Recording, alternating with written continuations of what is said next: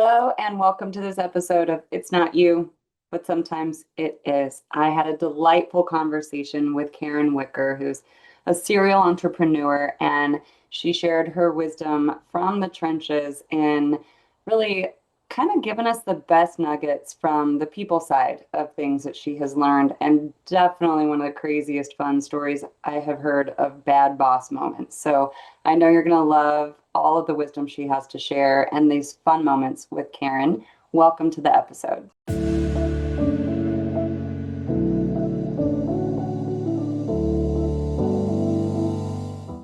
Hello, and welcome to this episode of It's Not You, but Sometimes It Is, where I get to talk with real leaders in C-suite roles who have really overcome some crap situations and are here to share their real world wisdom with us. And today I am here with Karen Wicker. Karen, thank you so much for being here with us today. Well, I am excited to take part in this conversation, and hopefully, your listeners will get at least a nugget or two that they can apply to their real life, and maybe I'll even learn something about myself in the process. I've already gotten nuggets from you. So, Awesome. Karen, you have been what a lot of people would call a serial entrepreneur. Started your first company when you were 15, I hear, and a lot of your work, most of your work has been in the world of communications, PR, reputation management, marketing. So really interesting career, lots of different companies and settings. You've Yes. also interacted a lot with a lot of other business leaders and Correct. delicate scenarios that they have been in. So really looking forward to getting your insights on some of these tricky people issues. Well, thank you. And I'm an open book, so let's go. All right. So can you tell us a little bit about your path, kind of at a high level, Mhm. the arc of your career and what you're up to now? Sure. Well, I am a gal born in the Midwest. I live in Oklahoma City. I was born and raised here and have spent the majority of my career here. Like a lot of people, I started working around the age of 12. I did the babysitting, waiting tables, and I highly recommend that to anyone. Just I think that's a good way to get to know people. And when I was 15, like you said, I just had this wild idea one day that I wanted to open a antique and vintage clothing booth in a mall. And my mother had to drive me down to City Hall to get my sales tax permit because I wasn't even driving yet. So I think I always kind of had that wanderlust in me to run my own business, make my own decisions. And it was just a fabulous experience. But eventually I knew, I had to make my parents happy and go to college and major in something. And I just naturally gravitated towards the world of marketing and communications. And so I started out as a television news reporter. So in my blood, I became a storyteller at a very young age. And I have to say, those first few years of my career, I was not very good. I sure did learn a lot on the job every single day. But it was probably the best 10 years of my life because I was thrown into multiple different situations and I had to get smart really quick. Mhm. But to wrap it up, that kind of led to the PR world and working for another company Mhm. that asked me to lead their Oklahoma City division. And one day, I will be honest with you, they promoted a gentleman on the outside to senior partner, and I was in my early 40s, and it made me mad. And I just came home, and I'm married to a business coach, and I said, you've talked about me going out on my own. I think I'm ready to do that now. So it kind of took that little push, and I started my own company in 2012 called Candor in Oklahoma City, a marketing communications agency, and it quickly grew from a one-woman organization to in year three, we were the second fastest growing private business in the city. And the rest is really kind of history. I will say that after about 12 years, I grew the business to sell the business, Mhm. sold the business, and stayed on for another year in that transition and currently still sit on the board of the parent company. But I share all that with you because it's a wide range of experiences through the years. Right now, I'm in a rewirement phase, I guess. I've done some travel, I've invested in some real estate, kind of looking for my next gig, but at the same time, really just enjoying just being and learning and growing in the Yeah. process. It's fun. I've talked with a lot of people who sold their companies. That seems to be, everyone's driving like I'm gonna grow, I'm Yes. gonna sell, and then they do it and they're like, wait a second, who am Yep. I now? They realize a lot of their identity had been tied up in that business or in their just work in general and career, and they think, what's really important to me, what do I want to do? If I didn't have to do anything, what would I do? That's that age-old question, but y'all are hitting it. Like, you don't have to do anything, but you're still passionate and have a lot to give to the world. I know you sit on some boards, Yes. Yes. but there's a lot of, you have to really know yourself. And I know that you have a lot of passions and you're doing some consulting, yes. Yes, I do Okay. some consulting. I work with some other agency owners who are interested in perhaps selling their companies in the Oh, future cool. or currently. And so I do a little bit of consulting on that end with people who want to take that journey.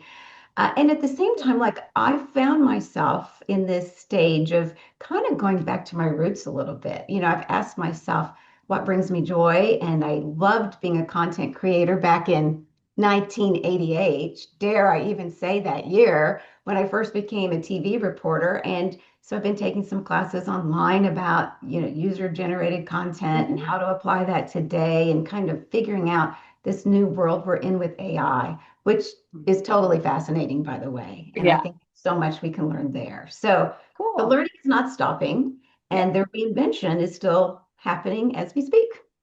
Awesome. Yep, Awesome. I mean, if you ever stop learning and reinventing yourself, why even be here? You know? exactly. No, you have to have a reason when you get up in the morning for your feet to hit the ground. I never thought I would be a person that would retire. I have a different definition of that than some people. I remember my parents were the type that just kind of sat down at the age of 55 in their lazy boy and watched television, read a book, and that was kind of it for them. And, Yeah. not that there's anything wrong with that, but that's not who I am. That's Yeah. not my style. Yeah. Yeah. Yeah. So, talking about learning and all the wisdom you've Yeah. gained, our audience is obviously a lot of leaders in small, medium-sized businesses. And um, I am interested to hear what was unexpectedly difficult for you when it came to the people side of things. What issues or situations did you hit that you thought, what in the world's going on? And how did you overcome it? I think hands down, the hardest part about owning your business or even just working in a business is hiring. Mm-hmm. I think, finding the right people to sit on the right seats on the bus, to borrow a cliche. Um, you know, Early in my career, I thought if I just looked at their resume, if they had the skill set I needed, in the years of experience, well, I'll just hire that person and they will be great in this role. And oh, that was a big mistake on my end. I can't tell you how many times I invested in the hopes of like a senior leader coming in and really, driving the organization, only to find out they were a terrible cultural fit. Yeah.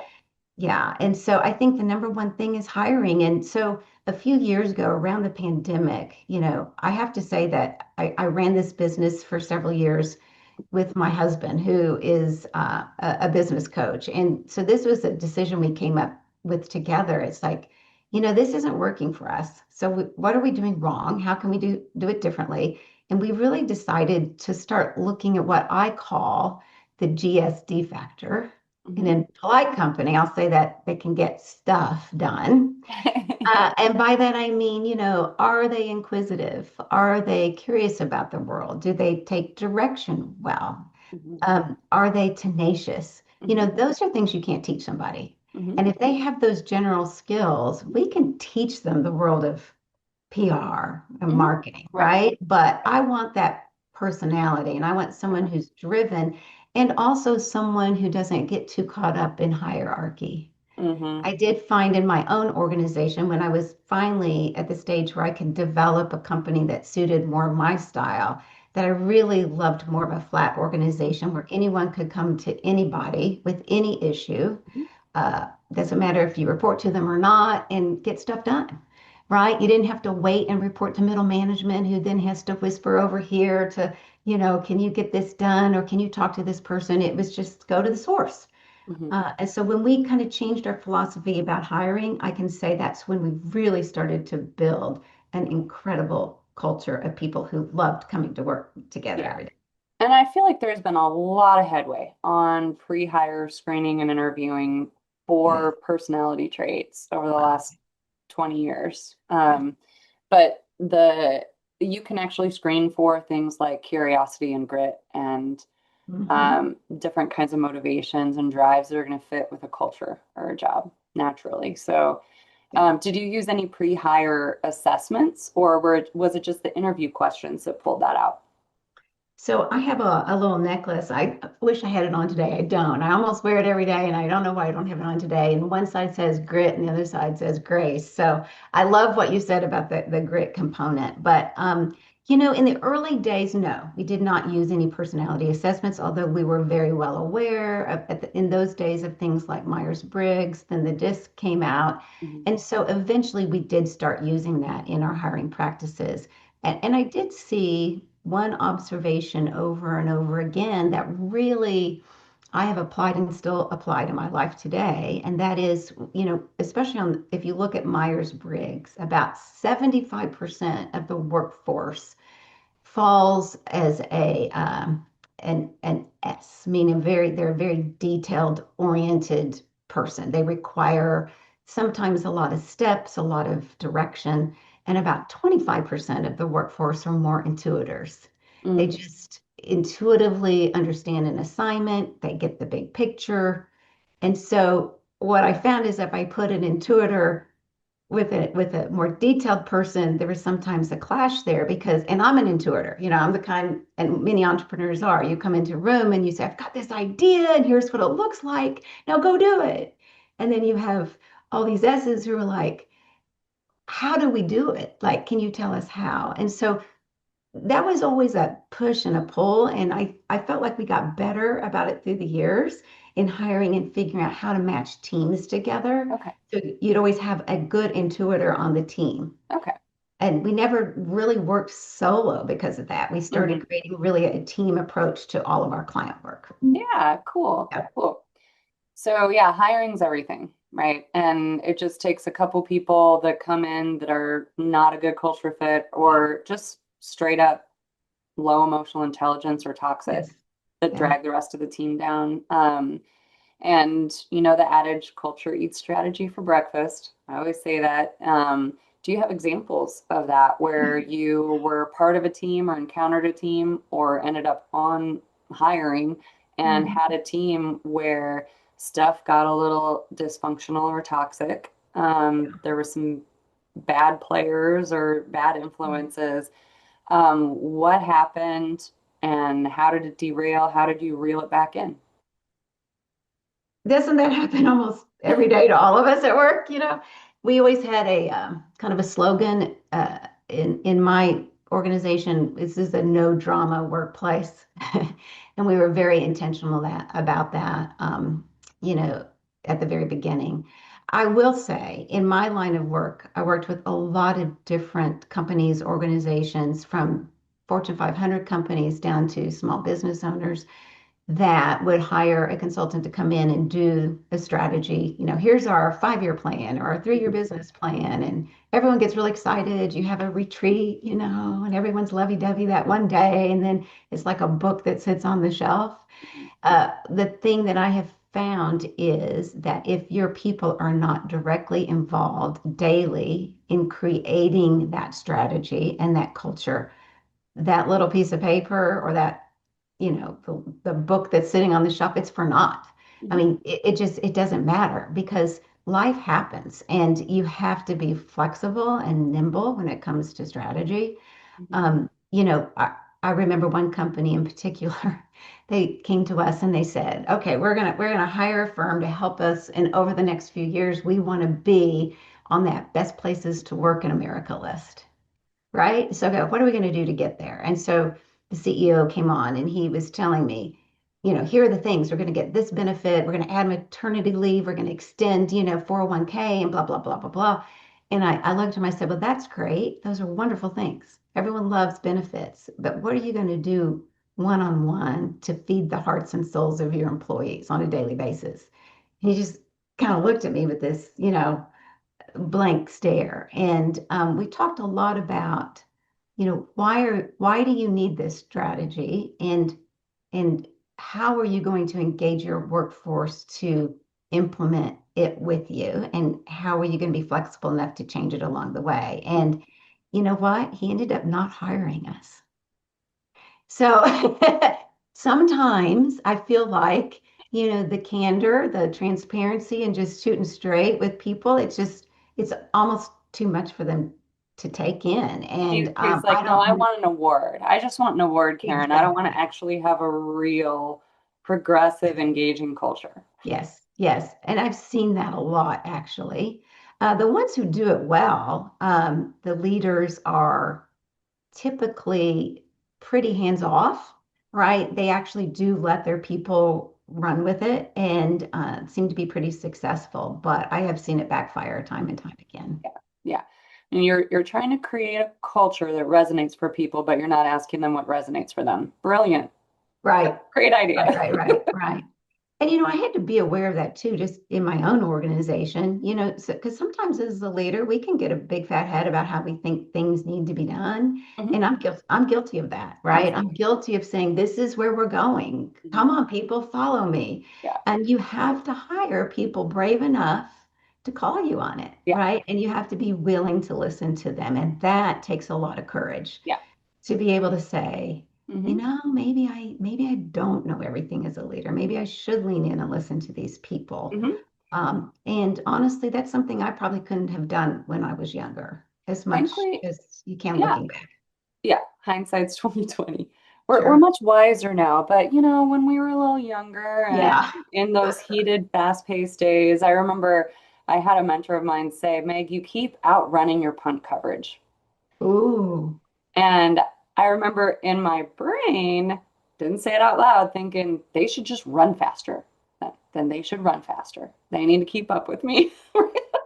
Meg, that's interesting because I will say probably somewhere in my late 30s to early 40s, I did have a few aha moments where I felt like maybe my business acumen had outgrown the people that I worked with. And Mm, that it sounds very egotistical to say that, but I do think there are times when you have to ask yourself, like, is this a place I need to stay at? Am I just going to mm. keep hitting my head against the wall because I've Yeah. got this type of energy or this drive that others don't have? Yeah. Do I need to pull it back? So, That's an astute observation, and I wish that was true, Karen. But what was actually true was I was just a little bit too on the disc, that high D, yeah, fast driving, and I did need to slow down and listen and get more guilty. input. Yeah, I had these big ideas, and I would get excited, and I didn't bring people along. Right? Yes. Yeah, So, that's so on me. key. So key.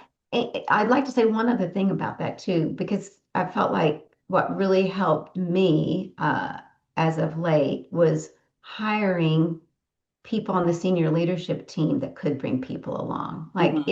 I had to finally realize it wasn't all my responsibility anymore. Absolutely.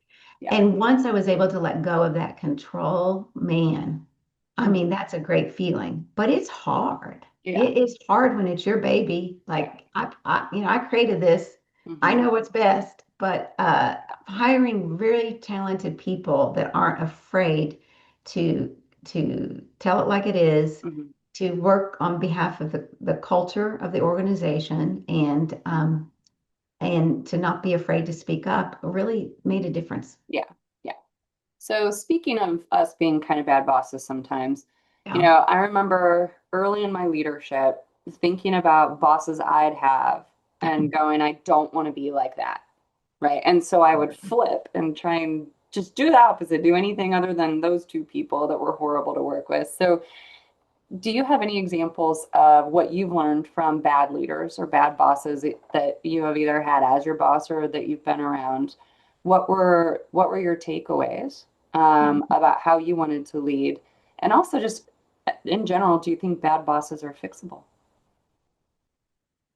I'm going to answer that last question first. Okay. I do think bosses are fixable, Yeah. but let me give you a few horror stories first. And we all have them, right? I remember at the time I was probably in my 30s, and I was a single mother. And I'm mentioning this because I was working in higher education. I was on the leadership team of an academic health center and a single parent. So I was the sole breadwinner for the family. And we had a new dean that came in. I never met him.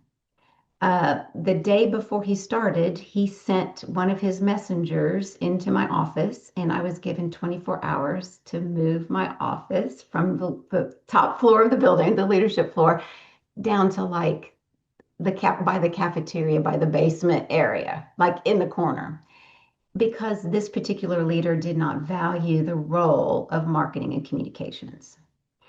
I never got the opportunity to speak directly with him. But my new life was, I kind of saw the writing on the wall, right? And it's a very scary time because sometimes we stay in positions because, we need the income. We got Mhm. to figure things out. And so it took me over a year to rebuild his trust. I remember he once came into my office and he said, he came from another state and he brought it back then an old VHS tape in of some promotional materials that someone else had done. He asked me what I thought about it, and I watched it, and I honestly, I said, I don't think that's very good. Think we can do a lot better. And he was highly offended by that. And I thought, well, I'm going to get fired today. I'm sure of it. But you know what? He kept me around. And I don't know if I got to keep that job because maybe they knew my situation. I still don't know to this day. But I worked so hard for over a year to earn his trust. And then we had a crisis on campus where suddenly they needed a spokesperson. And he did not want to go on camera. So I became that spokesperson. And that was my training because I was a former television reporter. So I was able to take us through that crisis. And in his own way, he came to me. Again, this was well over a year later. And he apologized without ever saying, I'm sorry. He finally started to understand the role that a good communication strategy could play in the organization. But man, I mean, I felt bullied and I felt kind of thrown out with the Yeah. trash a little bit, right? And that Yeah. was just a terrible experience. Um, and so I do think he came around. I do think he changed, and I appreciate that he was grown up enough to do that. Hmm. But just in my line of work and consulting with different companies, I've seen everything. I've seen board chairs who were just fabulous with their board directors, but then treat their employees Oh, yeah. like you know what? And they're vendors, like they don't matter. Hmm. And what kind of signal does that send Hmm. to your people whenever you're a little bit two-faced? And Hmm. so I've seen those situations. I've encountered bosses who have cooked the books, so to speak, in terms of revenue and income to make themselves look better. Yeah. Kind of caught them red-handed in the process, brought it to their attention. So I've had some pretty bad experiences through the Yeah. years, for sure, for sure. Yeah. And a lot of that all goes back to ego, Yes. right? All those behaviors. And that, of course, leads me to emotional intelligence, which is my one of my favorite topics. And research shows over and over that EQ is the biggest predictor of our success as leaders. And also the biggest predictor, if you're low in it, that you're gonna put your foot in your mouth, you're gonna be blind to the room, you're gonna make bad choices. So how have you seen low emotional intelligence impact business results for a team? And also, how have you worked on your emotional intelligence? Well, in my line of work in PR, and like I said, we work in teams. That's one of the reasons why, is because it does take all personality types to create a team. Hmm. And not everyone is going to have the same EQ. Hmm. But you need someone on the team who can read the client, who can understand what's not being said, who can is the dot connector, right? And to coach the others on how to respond in those situations. So for me, I really learned quickly that the one-on-one client experience was not as productive as if I used a team, and it was simply because of EQ. Hmm. I will say through the years, I've learned a lot about people. I have a daughter who's high functioning person, brilliant, and just slightly on the autism spectrum, right? And then I started to recognize that in a few of my employees Hmm. who are brilliant in many areas, but don't have the best people skills, right? Mhm. And so it's Yeah. like, what do you do with that type of employee? Because they bring so much value to the Yeah. organization, but maybe they don't need to be forward facing all the time. And Right. so for me, Meg, it has always just gone a little bit back to gut. Like, what does my gut tell me about this person? We do a lot of talking about it out loud. Okay. Uh, in my last company, it was part of our company culture. We weren't afraid to give that feedback and coach people on how to do better the next time. Nice. And did it probably cost us a few clients over the years because this client in government affairs didn't care for the way this person treated them on a Zoom call or in person, they didn't get it or whatever. Yes. I mean, that's just people, Hmm. and so it's like I said, that's the most difficult and challenging part about running an organization is learning that balance. But Yeah. I feel like I've been successful, more successful in this type of job because I have a higher EQ than maybe some other people do, but then I lack in other areas that I have to fill my leadership team with because, I'm really direct, I'm to the point, and I'm not always a warm fuzzy. Hmm. But, I've learned that about myself. Yeah. You, That, you asked me about EQ on myself. Those are some of the things I've learned is that in my attempt to have the candor, and by the way, that is the name of the company is Candor, and hopefully anyone that would hire us at the time understood that's what they were going to get. But even in delivering candor, there's a sensitive and warm way to be direct with people. exactly. Yeah. Yeah. Yeah. And just the fact that you're aware that you have a strong tendency to be direct and its Yes. impact on people shows high EQ, right? And that Hopefully. Yeah.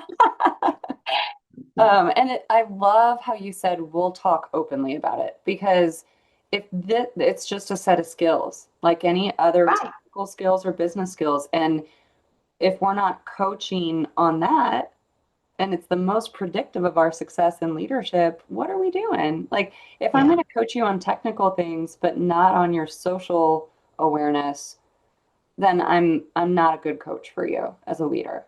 Like, Yes. we need to Yes. be able to talk about this stuff and make it clear to someone, here's what it looks like to get better at this, and I want you to take some steps. That's it.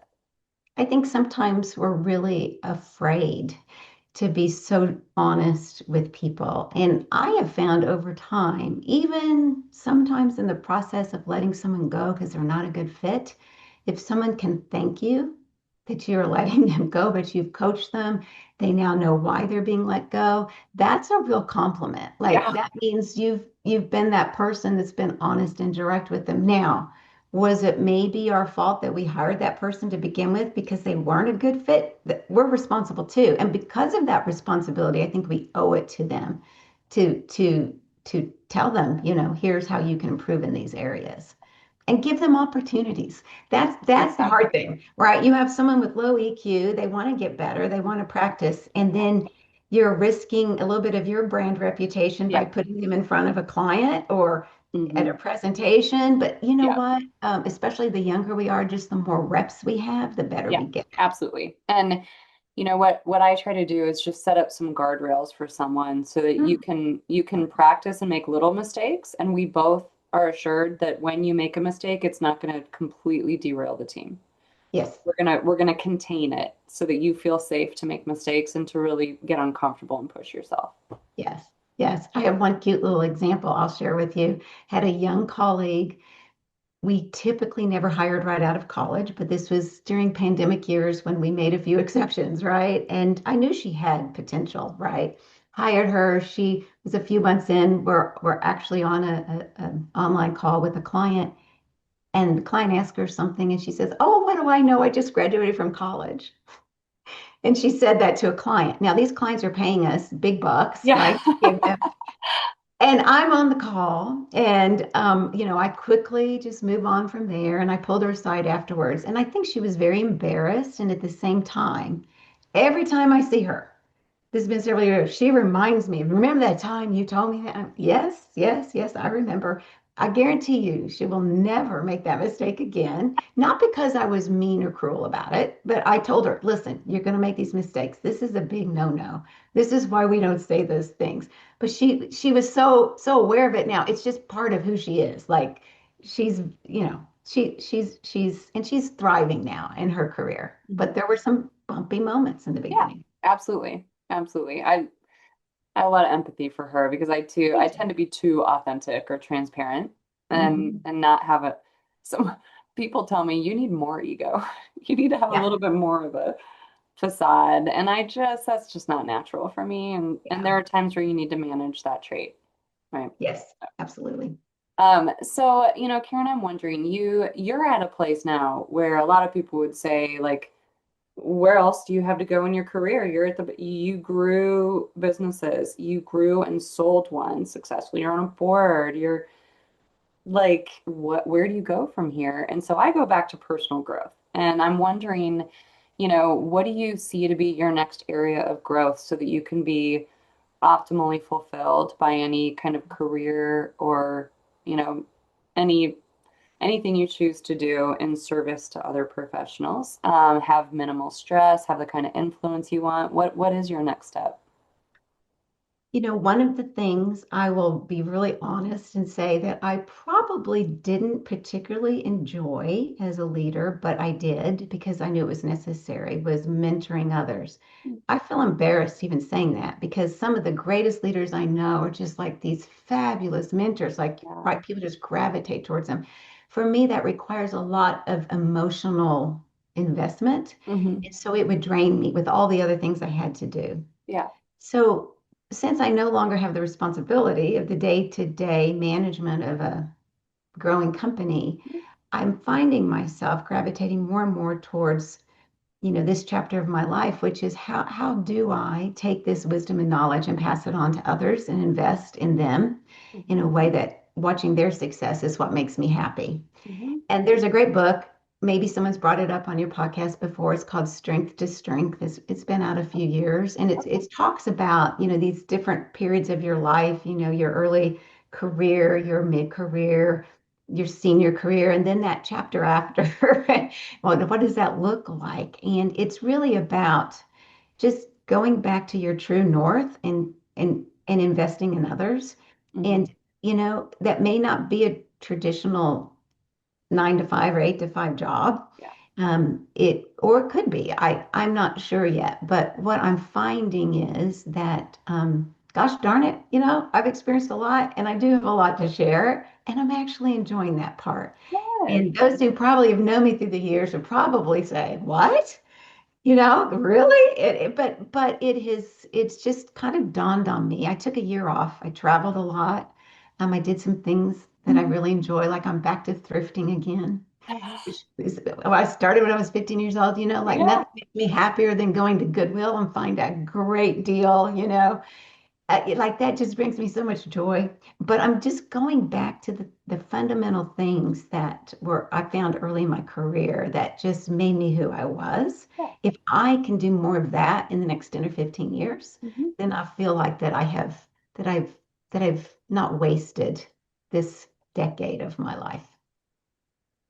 Well, no one can ever take back everything you've accomplished, the change you've made in other people's businesses and lives. And also, on top of that, you can take all this wisdom and share it with other people. And I think you and I both, along our paths, had great mentors who did that for us, right? And so I remember all those people who didn't need to pour into me what they did, right? And coaches I had, some Mhm. that sucked and Yes. some that were transformational, and even just a random conversation I had that pivoted me into a whole new place. That was transformational.